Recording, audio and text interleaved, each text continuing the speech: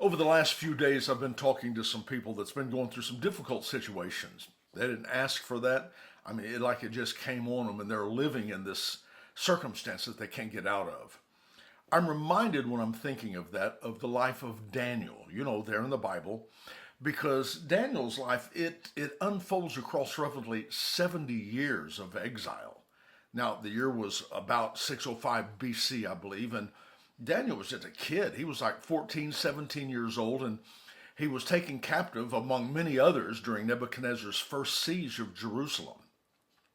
Well, as you look at Daniel chapter 2 through verse chapter 6, you don't realize how much time has actually passed because over the next 50 to 60 years, Daniel served there. He served under Nebuchadnezzar, under Belshazzar, under Darius, under Cyrus. He interprets dreams. He survives political turnover.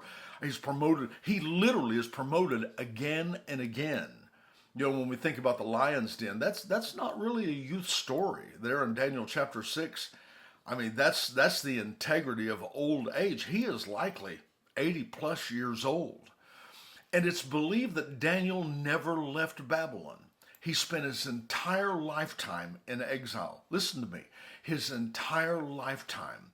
And yet, in the midst of all of that, he was free. Now, that's the point I want you to get. In the midst of his exile, Daniel was free. During that time, he became a great man, a statesman. He became a counselor to kings. And here's the lesson that I want you to get. You don't always get to choose whether or not you're in exile. Life sometimes places you in seasons and situations or structures that you didn't ask for.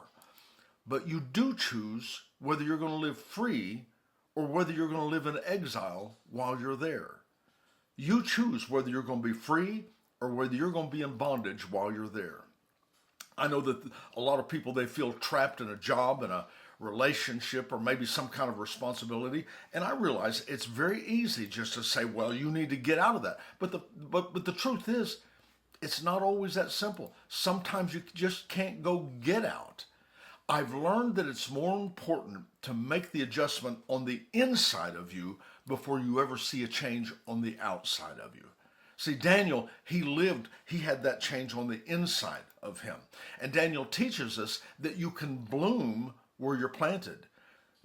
Listen, you don't have to be a thermometer. You know what a thermometer does? It just reflects the conditions of your environment around you. But rather, what you can do is make the decision to become a thermostat, and you set the climate. It's really up to you as to how you live in that situation.